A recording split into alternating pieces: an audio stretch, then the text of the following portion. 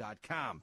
Now, our next guest is Congressman Kevin Brady from Houston, and he's here to talk about the Maximizing America's Prosperity Act.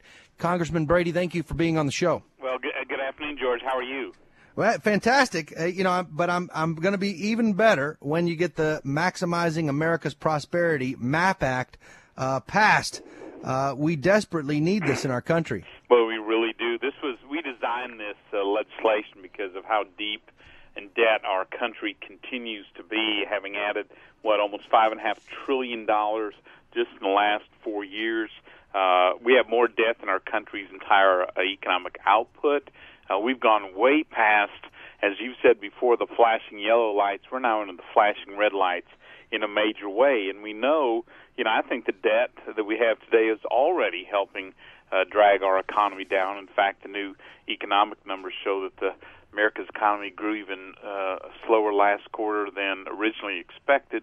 We are now have the worst economic recovery in 70 years. That's dead last among 10 recoveries over the last 7 decades. And I'm convinced that because of this spending, because how big our government has grown, that's a real threat, not just to our future, but it's a real threat right now. Well, so much of this, too, is actually caused by Washington. It really, a lot of this points back to this current administration, and study after study, economist after economist talks about, the effect of uncertainty, and how that affects jobs. I mean, a lot of the uncertainty we've had over the last 4 years on policies and other things have negatively affected. I've seen numbers as high as 2.3 million jobs has been accredited to just uncertainty. And so, that I think will continue going 4 years forward if things don't change and get back on track. Well, I think you're exactly right. New surveys show half of all small businesses and American manufacturers would not open their business now in this environment because of the uncertainty. Talks of higher tax, more regulation, the price of the president's health care law, all of that is adding up. And then I just saw new numbers this morning shows that the major companies, the Business Roundtable, shows that only a third of our bigger companies think they'll be hiring next year, and at least that equal number believe there'll be either layoffs or they won't be rehiring people who leave, either for retirement or for other purposes. And so here we are more than 3 years after the recession officially ended. We've got companies that are too uncertain to hire. We have a Fed that's still trying to stimulate the economy, and we're printing money and spending money as a nation we just simply don't have. The reason we created the MAP Act was to put guardrails around government spending, to shrink the size of our government by a quarter this decade, not in the future, this decade, to create a legislative line item veto so that you can stop wasteful spending, to create a sunset law that would target obsolete agencies, and then end forever the threat of a government shutdown, because what happens then is that Congresses tend to spend their way out of it instead of dealing with the spending problem they have. So, I think we have one of the best constructed proposals to actually control spending regardless of who is in Congress in the future. All I know is if we don't start to shrink the size of this government soon, there's real consequences. Well, I want to back up just a little bit, because you're up there in Washington fighting for your constituents every day. You're really close to the problem. You're one of the leaders there in the House trying to get the country back to a smaller, more efficient government. I want to break this down in more layman's terms, for lack of a better word. I mean, you're up there fighting the fight, and not all of our listeners across the nation are fully going to comprehend. But basically, what's happened is, and if I'm wrong, just stop me, Kevin. But basically, what happened is there's this incentive problem in Washington, and this machine has continued to snowball and grow and grow and grow. And the Maximizing America's Prosperity Act tries to strategically stop that snowballing and strategically get things done that need to get done, but do it in a more efficient manner where spending doesn't continue to spin out of control. Did I say that? No, you did. You did perfectly. In fact, I appreciate the way you started off. And my contention is that if Washington was a manufacturing plant, it would manufacture spending. That's what it's designed to do. So if you want to manufacture savings and efficiency, you got to retool the plant. And what the MAP Act does is basically retool the way Washington spends or is allowed to spend, and puts in whole new technology in effect, so that the focus of it is actually shrinking the size of it, not growing it, cutting out a lot of wasteful, obsolete agencies, frankly, that have outlived their usefulness a long, long time ago, and then remove some of the parts of the machinery that automatically increase spending, because that's part of our problem, too. We fight over these, billions of dollars, but in fact the machinery generates trillions of new spending, and that's what we have to retool. Yeah, so if I ran my business or family like this, it would never run. I mean, if I was still spending money on the same thing I was 20 years ago without looking, hey, should we be spending this $50 a month, or and never revisit the way we spent money 30 years ago and just leave it on the books, nobody could run their way. Absolutely could not. And, states have found that with sunset laws that basically puts an expiration date on every state and program and agency where they have to justify their existence or face elimination. We already have that in more than 20 states. They work very well to limit the growth of government. I want to take that same tool and apply it to the federal government, because it's never been done. We have agencies, from 100 years ago or more that are still getting funding today that really have no business existing, to be honest. And so, the other tool, state governments use line item vetoes, where governors can go in not just on the item, but go into specific projects and cut, those sort of projects snuck into the budget. We need the same thing. It's a very effective tool at the state level. We want the same tool applied at the federal level.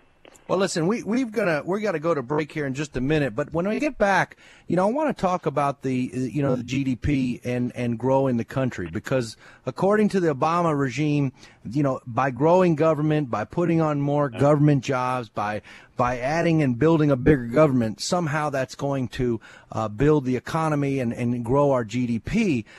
You're talking about shrinking the government and bringing the government into a smaller amount. I want to talk about how that's going to affect the GDP under the Maximizing America's Prosperity Act when we get back from the break. We've got Congressman Kevin Brady joining us today, talking about the Maximizing America's Prosperity Act. We're going to talk when we get back about how that's going to affect the growth of our country. But do not touch that dial. It could cost you money. Now listen to me, people. There's something that I got to say. It's sure making me upset with what's happening in my country today. The federal government's trying so hard.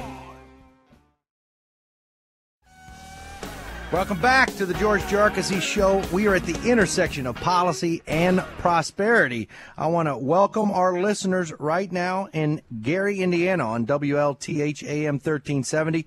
Thank you for listening to the George Jarkesy Show.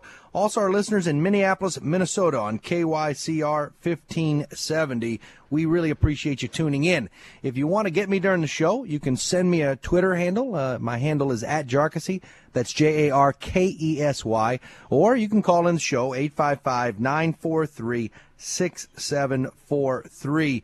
I want to remind you that we are going to, as a nation, be printing money for as many years as I can think forward, and it's going to continue to cause a devaluing of the dollar. And the way to play that is to have part of your portfolio in gold, silver, and platinum. Physical gold, physical silver, and physical platinum. The best guys in the country to do that are the group at the U.S. Gold Bureau.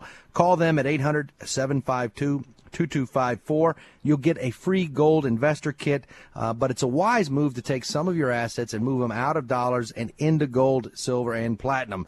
800-752-2254. They've got a special of the week. If you mention the George Jarkesy Show, you will get this week's special. Now, we've got joining us Congressman Kevin Brady, and Congressman Brady is talking about the Maximizing America's Prosperity Act, or referred to as the MAP Act. Now, Congressman Brady, for those of you that just, or for our listeners that just might be tuning in, this MAP Act is a way to slow down the big government spending and to look at things on a current basis, which looks at the every 12 years. They'll look at the sunset provisions, tries to shrink the overspending government, tries to stop the shutdown of the budget process from being a way for people to pry out, for sort of some of the bad actors in Congress to pry out more spending dollars. It would avoid that government shutdown. Now, before the break, Congressman Brady, we were talking about what this would do. I mean, from the White House's position, bigger government, more government employees, more government taxes, more government spending is where we need to go. You're actually, under the MAP Act, shrinking the government, causing them to be more efficient. That's a very different way of thinking about things than what this current administration is doing. Well, it is a different take, and it is based on what we know works. We took a look in developing the MAP Act. We took a look at what our global competitors did who got themselves in financial trouble, how they worked their way out of it while growing their economy. We took a look at the states that have done a better job in America of controlling spending than we do. Then we took a look at all the data, for example, from 1981 to 2001, 20 years, we actually shrunk the size of the federal government in comparison to the economy, and we grew 37 million private sector jobs. So we shrunk the size of the government, and the economy grew. But since 2001, as government's grown and grown and grown, we're basically barely at break even, if at that. And so as we also took a look at, for the past 40 years, every time the federal government grows, jobs along Main Street shrink. And so we're convinced that based on actually what's occurred in real life, government spending doesn't grow the economy. In fact, it crowds out the Main Street type investments that get the economy going. And so we also did a study called Spend Less, Owe Less, Grow the Economy, where we took a look at around the world for 40 years what countries did, including Canada, get their financial house in order and jobs started to be created. We think that's exactly the right recipe for America right now. Well, I agree with you. The fact is when you look at all the stats, and the one stats we were talking about earlier was with the unstable environment out there. Study after study continues to show you that when people don't feel confident in the future, that they feel like it's a moving target, they pull in their spending, and that alone, they said, actually is accounted for over 2.3 million jobs in just this last period since 2008 to now. Yeah, and that's a huge number, just based off of instability. It does, and too, I think if more government spending works, it would have worked by now. Here we are 3.5 years after the recession officially ended, and the Fed still thinks it needs to stimulate the economy. We've had, over the last few years, we had the bank bailout, the housing bailout, the auto bailout, the stimulus. We had cash for clunkers, cash for caulkers. For a while, we were being paid to buy new appliances.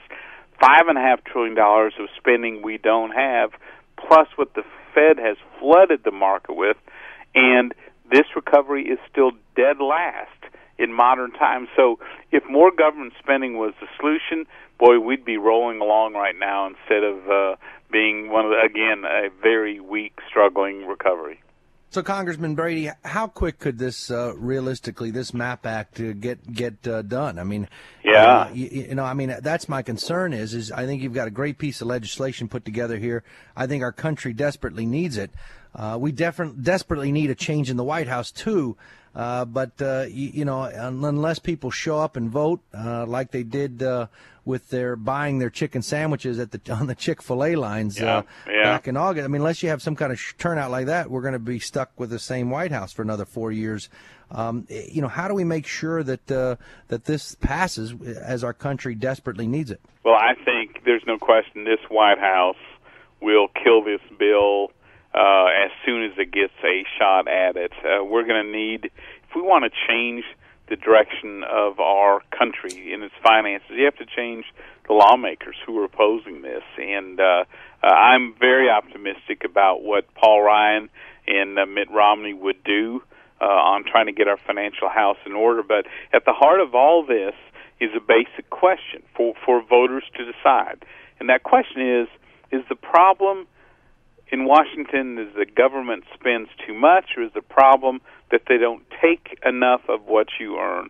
Because that spending versus higher taxes is at the heart of every dispute we've got. And so the voters in November are going to decide where that problem is, and I'm hopeful they understand. Well, we don't have a taxing problem. We have a spending problem in a major way. Yeah, but I got to tell you, I've never seen the spin. I've never seen the rhetoric. It's such a high level. Yeah. I mean, it's hard for I studied hours and hours a day. I talk with people around the country and around the world. I mean, I talk 14,000 minutes a month on my cell phone. The fact of the matter is that I'm in the know. You're in Washington. You're there. It's what you do all day, every day. It's what you're thinking about.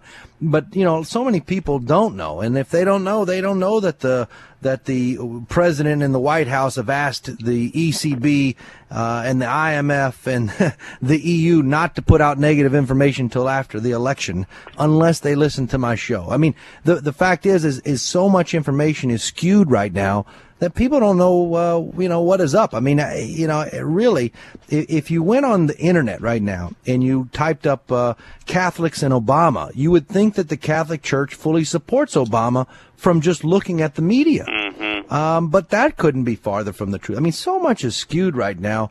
It's hard for people to know about things like maximizing America's prosperity through all the rhetoric.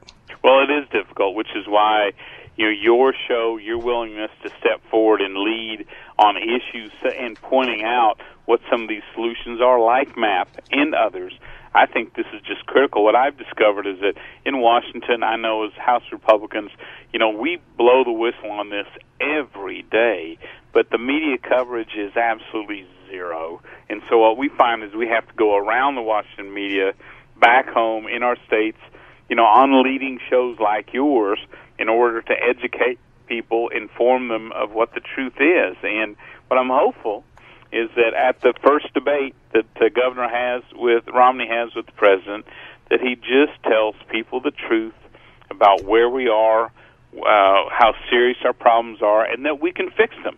But we're going to have to change direction if we want to do that. All right, Congressman Kevin Brady, thank you so much for being on the George Jarkesy Show. I've got to tell you, our boards are lit up with questions about MAP Act, so we're going to have you come back on and talk about the line item veto and other things in the future. It's a deal. And, George, again, thank you so much for all you do. All right, thank you for what you do. You bet. Congressman Kevin Brady talking about the MAP Act. This is the George Jarkesy Show. Do not touch that dial. It could cost you money.